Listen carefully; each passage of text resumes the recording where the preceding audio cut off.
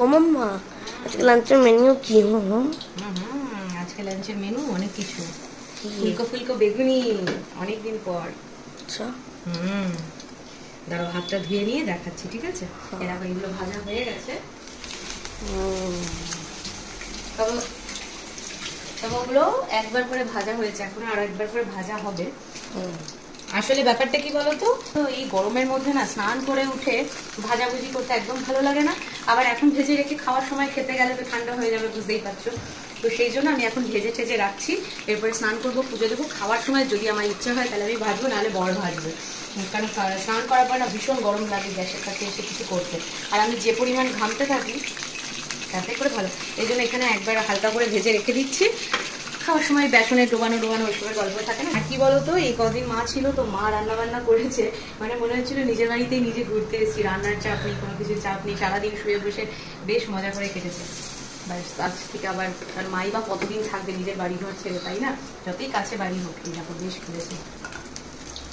হ্যাঁ, তো সেই জন্য মানে আজ থেকে আবার কাজে লেগে যাবো, যাকে বলে না এতগুলো করতে হবে। তো বেসন মনে হয় একটু কম করতে পারে, যতটা হবে ততটা করবো, বাদ বাকি আর রেখে দেবো, পরে আবার মানে কাটা যেগুলো ফ্রিজে রেখে দেবো, পরে আবার ধুলে করা যাবে। আসো দেখি দিদি কি হয়েছে।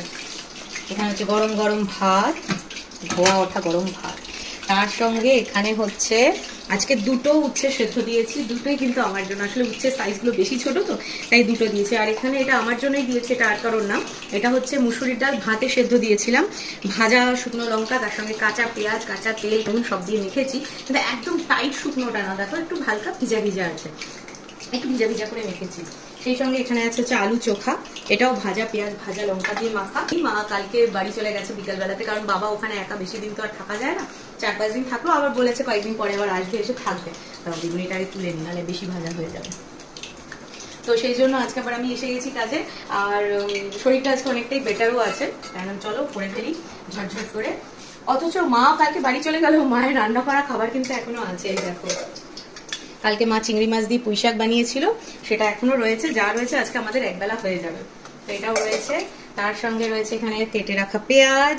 আর সব থেকে মোস্ট ইম্পর্টেন্ট যেটা ছাড়া রিওর বাবা আর রিওর সোনু দিদি কারোরই চলে না, সেটা হচ্ছে এই চিকেনের লাল লাল ঝোল আলু দিয়ে। কিরকম হয়েছে ঝোলের কালারটা বলো? জিভে জল চলে এলো। বাবা রে, তবে আজকে একটু ঝোলঝোলই করেছি, পাতলা করে, খুব বেশি মশলা টসলা দিইনি, কারণ ডাল টাল যেহেতু করিনি। আর সেদ্ধ ডাল যেটা এটা করেছে, এটা ওরা খাবে না, এটা শুধু আমি একাই খাবো, তো সেই জন্য একটুখানি ঝোলঝোল করেই করেছি। এবার এই বেগুনটাকে মানে বেগুনি ভেজে রেখে দেবো, দিয়ে স্নান করব, আর তারপরে পুজো দেবো। এখন অনেকগুলো কাজ বাকি আছে, যা গরম লাগছে না অলরেডি। তো মোটামুটি 1টা মতো বেজে গেছে অলরেডি। আর তোমরা বলতে পারো এত অল্প তেলে ভাজো কেন, আসলে না ভাজাভুজি করার পরে যে পোড়া তেলটা থাকে সেটা যাতে মানে তাড়াতাড়ি শেষ হয়ে যায়, সেই জন্যই অল্প তেলে করে ভাজি। তো যাই হোক, এই হচ্ছে আজকে আমাদের লাঞ্চের মেনু। তোমাদের মেনু কি অবশ্যই কমেন্ট করে জানিও। আর রিও তো এখন ফিরে এসছে, আর এই যে রিওর তরফ থেকে সব মাসিমণিদের একবার বলে দাও হাই হ্যালো। তুমি ছিলে না এই 2-3 দিন, সবাই জিজ্ঞেস করে গেছে কোথায় গেল রিও, কোথায় গেল রিও। রিওকে মিস করছি।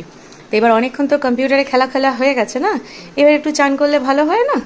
তো মাম্মার রান্না করতে রান্না সারতে তুমি গিয়ে স্নানটা করে নাও, তারপরে আমি গিয়ে স্নান করবো, ঠিক আছে? তো এই হচ্ছে গল্প, চলো টাটা। মা কারেন্টটাও চলে গেল, যাই হোক চলো টাটা।